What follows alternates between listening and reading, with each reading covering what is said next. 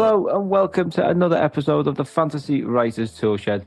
I'm your host, Richie Billing, and today I'm thrilled to welcome Willow, Becker and Christi Nogle from Weird Little Worlds Press, who have had great success with Kickstarter lately, just like Brandon Sanderson has with his $41 million campaign. They kindly agreed to chat with me about how they have found that success, and they're also going to share some insights from the publisher's perspective on the submission process and how to get published as well. It's a really interesting chat, and I'm sure you're going to learn something new, just like I did. Before we dive in, I just wanted to give you a quick reminder about our next episode, which is a very special and exclusive interview with award-winning author Adrian Tchaikovsky. This is all going to be about the writing process, and I learned an incredible amount just from chatting with Adrian for a mere hour. It's going to be brimming with insights, and I'm sure you're going to learn something new too. So to be sure you don't miss that episode, subscribe and follow the show. You can also leave us a rating or a review. Spotify have introduced this new rating system, which I think you can do through the mobile app. A lot of people have left very positive reviews so far, so thank you so much for that. If you know of anyone who might enjoy this show in your writing group, for example, or friends or family, please share it with them. It means an awful lot. That's the main way that we reach all our fans and followers. If you do want to learn more beyond this show, like for example, if you want to learn how to write a fantasy novel or how to create a fantasy world, you can head over to our Patreon page where we've got books, we've got courses, and you can also join our writing group, which is developing into something very special, to be totally honest. There are now groups and this new science fiction and fantasy writers alliance, which have sprouted up from our group. And the alliance, for example, I think it was set up last week or the week before, and it's got nearly 100 writers in. And the idea is just to help and support each other. So social media shares, following each other on social media, reviewing each other's books, helping with beta reads. It's a really great place to be. And if you do want to get involved and join, then please just click the link in the description. That's enough from me. Now it's time to introduce Willow and Christi from Weird Little Worlds Press for a fascinating chat about how publishers work, getting published, and using Kickstarter to fund writing projects. I am delighted to welcome today Willow, Becker and Christi Nogle from the very cool Weird Little Worlds Press, which is based in Utah and specializing in horror, fantasy, science fiction and adventure stories. Willow reached out to me with some very interesting news, because not only is Weird Little Worlds Press the only women-owned fantasy and horror publishing company in the US. I think, is that in the US? Is that right? Is the world? I would say probably not the only, but we are probably one of a very few women-owned horror publishing companies. I actually don't know off the top of my head who else is out there who might be doing what I'm doing, but I don't think it's very many. I would say it's probably 5, maybe 10. Amazing. And one of the things that Willow reached out to me about as well was to tell me about a very cool project she's done with Kickstarter to fund an upcoming anthology. And it was funded in just 36 hours, is that correct? So our last fundraiser, our last Kickstarter last year was called Humans Are the Problem, a Monsters Anthology. And it was funded within 36 hours of us opening the Kickstarter. So it was very, very successful. Our current project funded in the allotted time that we had within those 30 days. And we were able to meet our goal and exceed it a little bit, which is awesome. It did take a little bit more time, effort, and intensity, but it was still a fantastic ride. So 2 different experiences, but both really interesting. Amazing. And it's something that's really sort of captured my imagination lately off the back of Brandon Sanderson's insane Kickstarter. Was it $41 million that he managed to raise for a series of books? Yeah. So as a digital marketer, I'm always looking at trends in anything. So when you reached out and mentioned that you were absolutely nailing the Kickstarters, I thought this is going to be something a lot of writers and a lot of our audience are going to hear about. And as both of you are editors, aren't you? And Willow, you're the CEO of the press.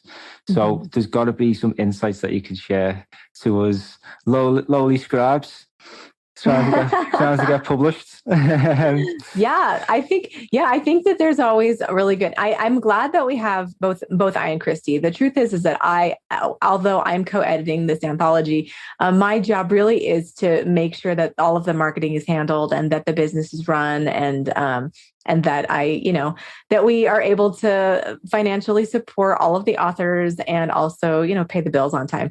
And Christy is taking a lot of the editorial role on in this anthology, although of course, I'm here as well, but her specialty is dealing with kind of what you're asking right now, which is, what kind of stories do you write? How do you write for an anthology? These are really good questions.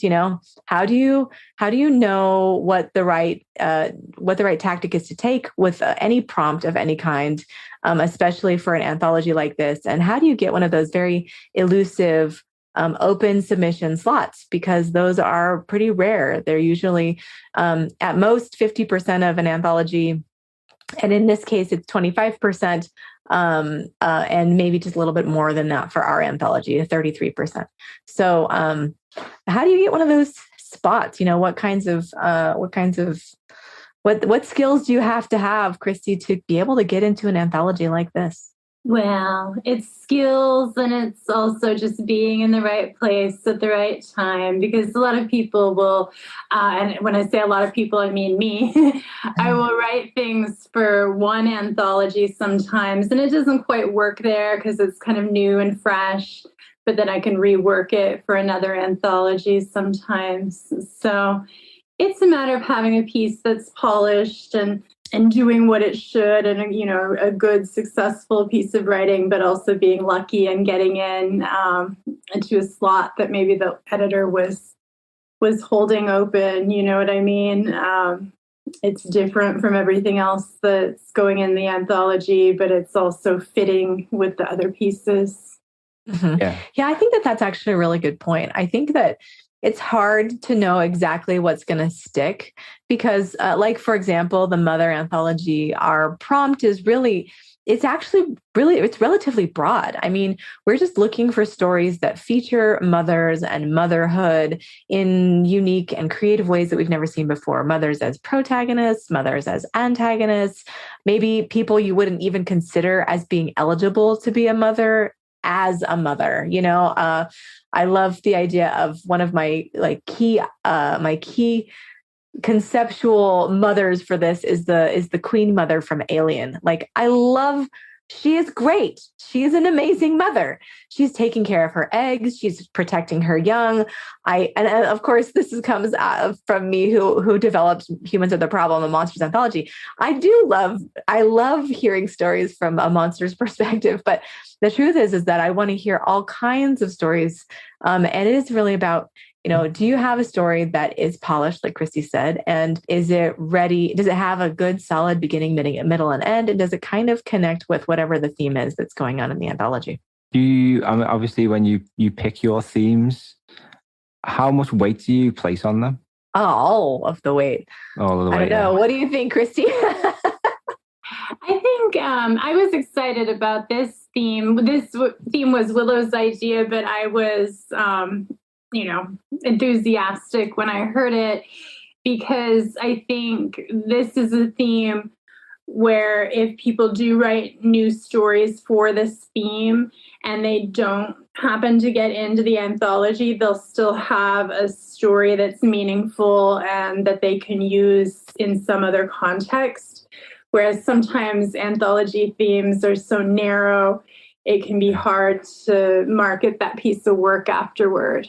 Yeah, I've definitely found that when I've written for a few anthologies. It's like, what do you do with this now? Who's going to like this?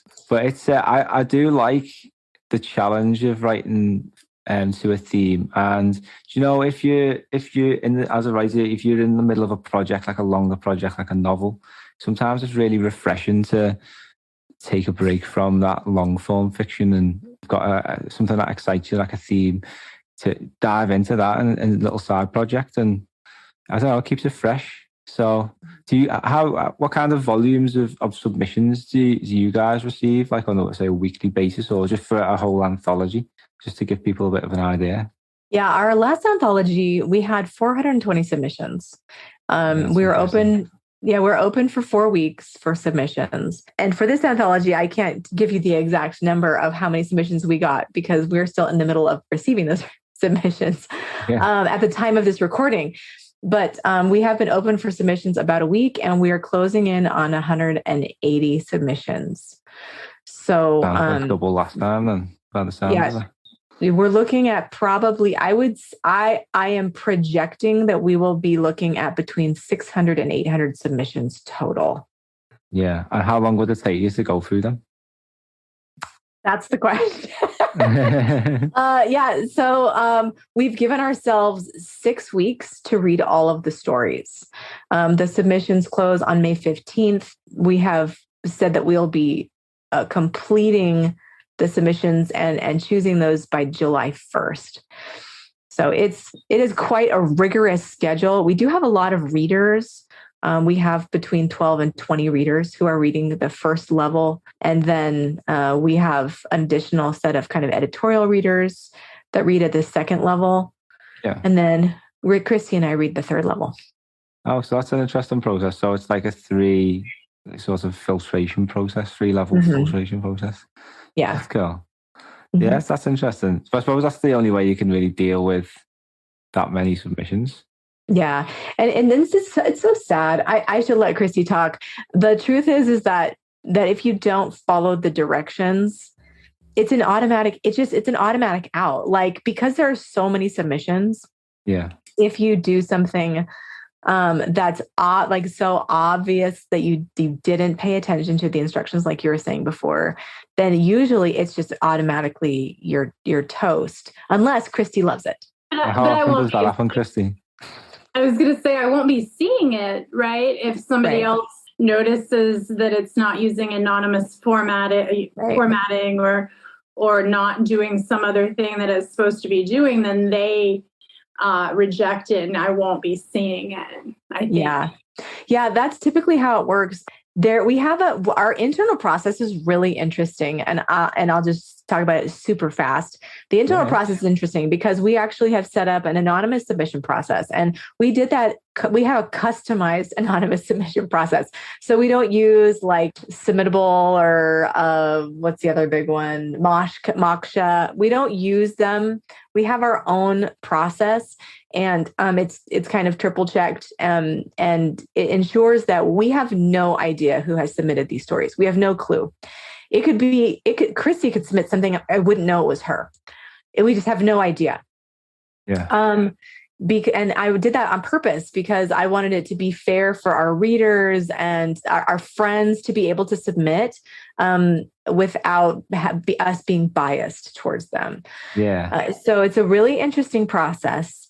And because of the process, we're actually each submission in its first read gets a grade. And so it's graded by 2 readers, and the readers can say whether or not they loved it, they liked it, they hated it, whatever.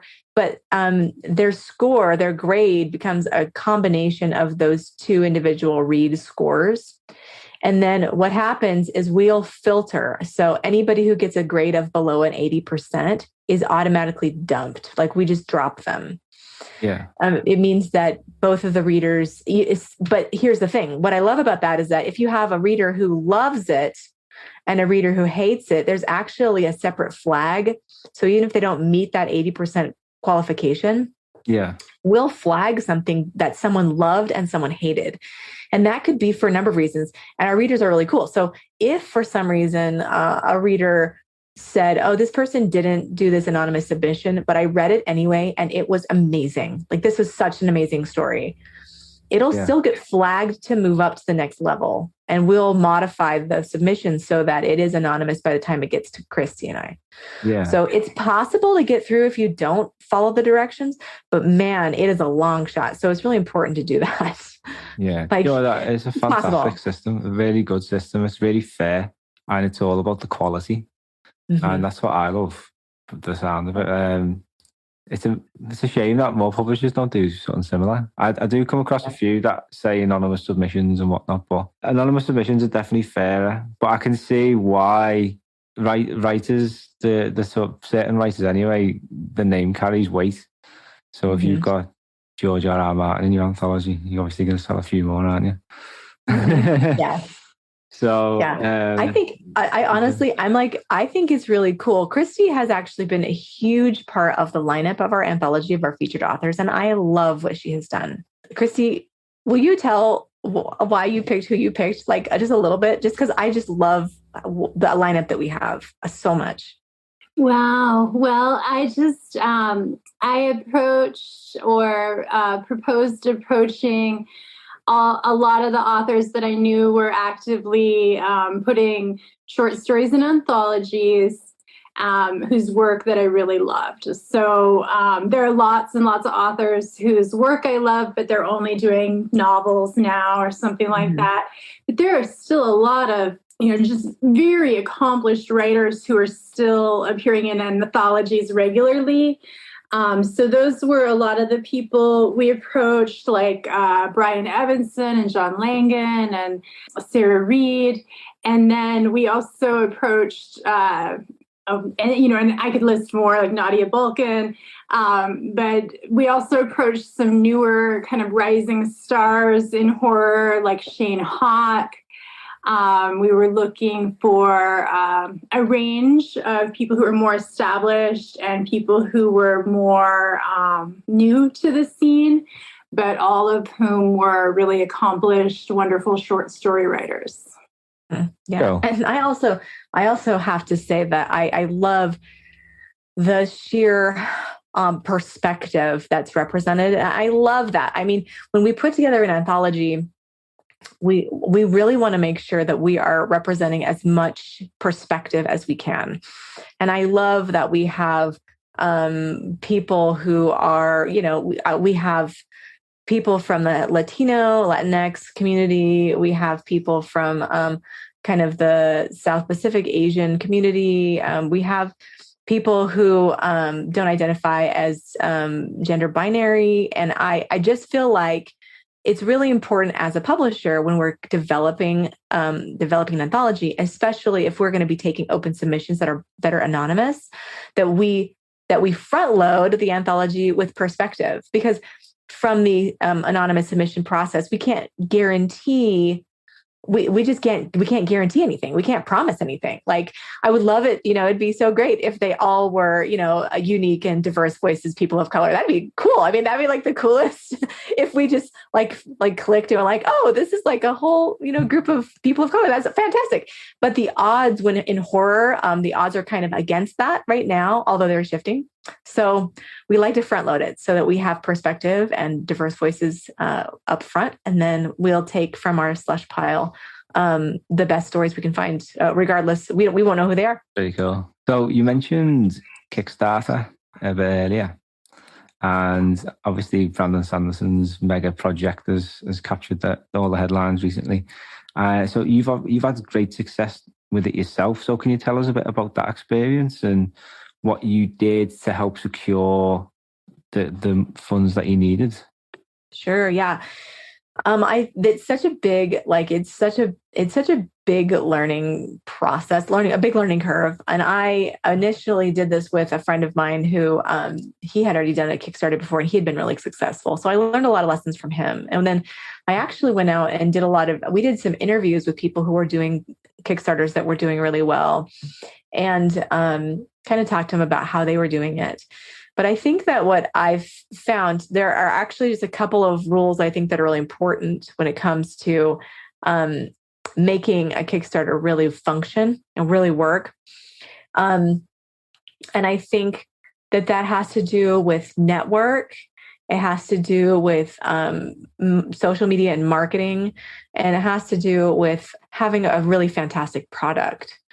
And I think that if you are in a position where you would like to do a Kickstarter and have it be functional and have it work, there are all these like little things that you have to know. For example, like the video for your Kickstarter is money, like it's straight money. You have to have one. It has to be good. It has to look good. It has to instantly get across the kind of tone of your project and what your project's about. I think Brandon Sanderson's a really great example. He just a phenomenal bait and switch, right? Like everybody, and Christy, did you see this? I did not. Oh my gosh. Okay. So when you get a second, take a look, because it's a phenomenal bait and switch, because everybody who's seen this, who I've talked to, I have a lot of fantasy friends. So he gets on this video and he's basically like, I have a confession. I need to tell my fans. And everybody who's watching this, who's a fan, is like, oh my gosh, he's quitting writing. Or, oh my gosh, he has a ghostwriter. What did you think, Richie? Like, what was your thought? What did you think? Because we all thought something. I would probably lean towards the ghostwriter angle, the amount of words he writes for the L. Exactly. That's what I thought. Like everybody I talked to was like, oh, he's going to tell us that he has a ghostwriter, that he has been having someone else write books for him this whole time. And I was just like, oh my gosh, what is going on? I hope that's not what he's about to say, but I'm pretty sure that's what he's about to say. And so when he finally is like, oh yeah, I have a new book and it's secret. And you're like, what? On top of your other contracts? Okay, well, that's fine. And he's like, also, I have another book. And you're like, what? It's like, yeah, and I have 3 more. And you're like, come on, really? Really? And then anyway, it's ridiculous. The whole thing is ridiculous. So he has these 5 secret books that he's written over the last year or 2 years. He wrote 5 additional books in addition to his contracted books, which is insane. I don't know where he finds the time. Yeah, insane. He never sleeps. Doesn't he have like 6 kids as well? I know. Well, I don't know how he spends time with his family. Anyway, but it's great because he talks about the nuts and bolts, how he found the extra time, all this stuff. And then he goes on and is like, I'm just going to go ahead and publish these myself. Like, they're my books. No one knows about them. They're mine. I'm just going to do them. You want to buy them? And everyone's like, yes, take all of my money. And so it's phenomenal. But that video was so perfect. It was perfectly him. He knew his audience. He wrote it for his audience. It was very simple. It probably didn't cost any money. All of my videos cost way more money than his does, which is stupid, but true. But I want it, if I'm going to spend money on something, I'm going to spend it on the video. So the video is really important. Other things, if you can make 50% of your Kickstarter goal in the first 48 hours, what you'll oftentimes, this is not a promise, but often what you'll do is you'll get picked up by Kickstarter's projects we love. And once you get picked up by projects we love, they'll put you into their marketing. So they'll send you out in emails. They'll add you to the front page. Sometimes you'll be in a rotation on that front page of Kickstarter.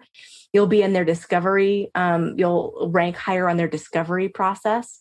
And so that adds revenue to your Kickstarter. So they're just, you got to have a good video. You have to have a really good comprehensive story on your Kickstarter, and then of course just have a really good product and have products and additional bonus options for people that they really want. For example, what is the thing that what have we sold out of, Christy? Some of the checkerizations are gone, and some of the workshops are gone. I think. Yeah. So we actually have chosen to offer things to writers because we know that writers buy short stories. The bottom line is that people who write love reading short stories. At least I do, and I always have. It's a really simple way to see someone else's style, to get a handle on who an author is. It's like a taste test, and I love that. And so we've offered Tuckerizations, which means you get to be inside of the story, which is so great. We've offered signed copies, which are awesome. And then we have story consultations, which are a new thing that we've done this year, which I think I just love. I just love them. I want to win them. Yeah. I keep wanting to win them. And I'm like, no, I can't win them because they're for the people. But I really would love to. I wish I had won Gemma Files' story consultation. I just adore her. I think she's just brilliant. So, so those are really cool things, having really good rewards. And then just being kind of a consistent publisher, a consistent voice. making sure, reaching people, connecting with them, letting them know how things are going, and also putting out the marketing that needs to be put out through paid media. I would always suggest paid media, and making sure you're ranking high on Google search if you can. So how do you go about that? It just out of interest. Oh man, ranking high in Google, that's like a whole nother, we could have a whole discussion about this. I have my background. My job. Yeah, my background is in marketing. And so ranking high on Google is totally possible. It just requires a little bit of effort on a number of different fronts. Yeah, it's not easy. So like making sure that you have an optimized website, that it's super fast, that you have keywords and supporting keywords, that you're that as you're doing your Google marketing, you're bidding on long tail SEO keywords, which are, instead of phrases like best fantasy book, which is not going to help you. You don't want to bid. You don't want to try to market purchase pay-per-clicks on best fantasy book. That's a bad place to use your money, because everybody wants that, right? That's a keyword everybody wants to buy. And so Google is a bidding war. And if Random House is bidding on best fantasy books, and then I'm bidding on best fantasy books, guess who's going to win? Random House is always going to win. I'm not going to win that word. Yeah. But if you choose best fantasy books featuring Scotsmen, because you have a fantasy Scottish, epic, Scottish people with swords, you're probably gonna be better at that one. That's probably gonna be better. Now, the odds of someone Googling that, I'm gonna say, are relatively limited, but the 12 to 25 people that Google that, they're gonna buy your book, and that's what you want. Exactly. That's great advice. It's been really interesting hearing how you go about your day-to-day life in the world of publishing. And before we finished off, I just wanted to ask you about any tips that you would offer any writers when submitting their stories, anything from cover letters and formatting, the email queries themselves. It's I often find it's these little details that writers struggle over the most, they overthink. So have you got any advice that you can share? I'm going to go ahead and pass that. Yeah. Yeah. So there are some standard formats that people use. The one for our area, at least, is Shun, SHUNN. Yeah. And more and more these days, I would say that modifications of Shun are fairly common. So sometimes the editor will say, Shun, except don't have your contact information, or Shun, except it's supposed to be anonymous.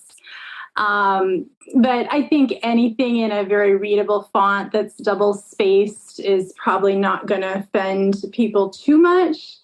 And a cover letter should be simple. It'll introduce yourself, thank the person for reading the submission, and if you've been published, it should list your top 3 publications, and that's about it. That's what I do. Just a very simple cover letter.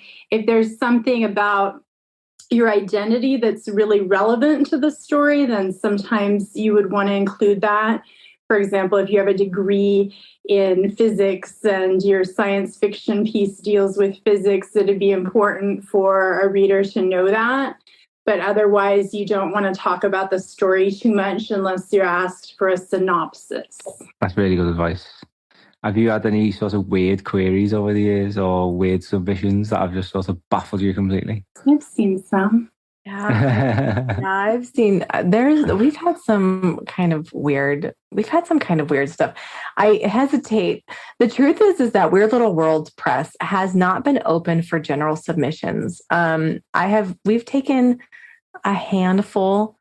We took some from PitMad last December that we still haven't worked all the way through. And then every once in a while, someone will be like, "Oh, I have this thing. Can I send it to you?" And I'm like, "Yeah, I'm feeling in a fun kind of mood. I'll take a look at that."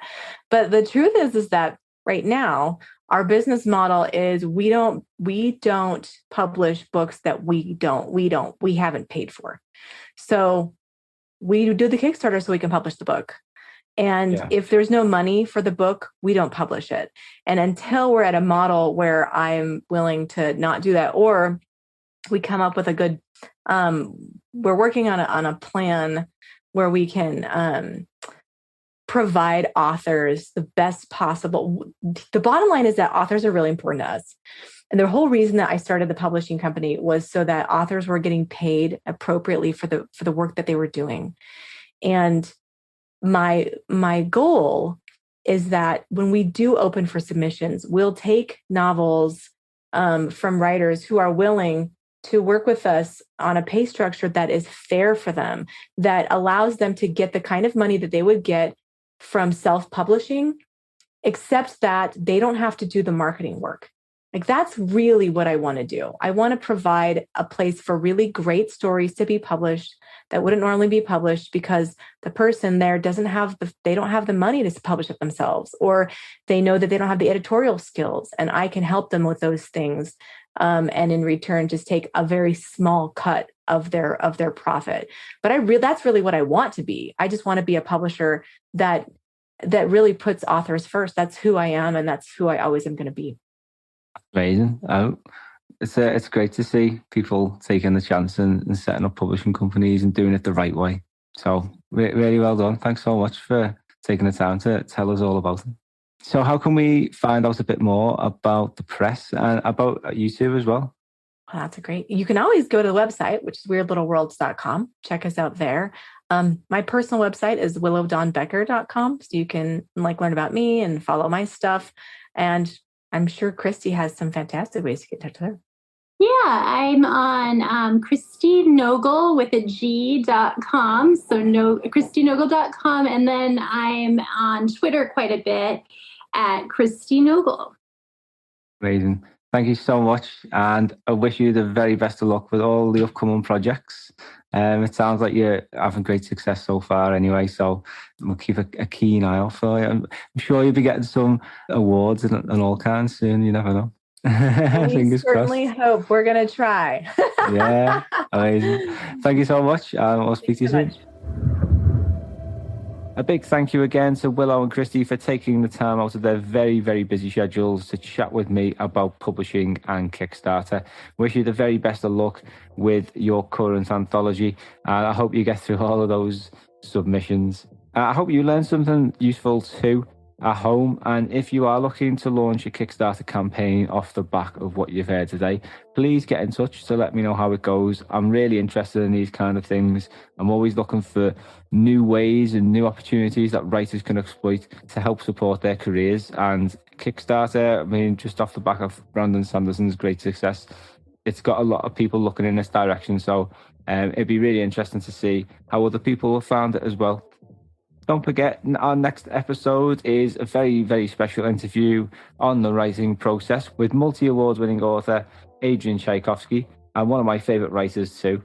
So to be sure you don't miss it, subscribe and follow the show. You can also leave us a review on iTunes or a rating on the Spotify mobile app. Please do. If you've got a few seconds to spare, do leave a review. They help us so much in finding new audiences, and basically on Spotify using ratings now to determine the charts and stuff like that. So if we can get the more ratings and reviews, then we can reach more people, and that's an amazing thing. Because we don't have any money to support marketing. We just do this purely for love. If you do like the show and you think other people you know might like it as well, please share it with them. That's one of the main ways that we do promote ourselves and reach new people. And if you do want to learn more about writing fantasy, you can get help and support on our Patreon page and also in our writing group, which you can join and check out via the links in the description. We'll be back on the 14th of July, and until then, keep on scribbling.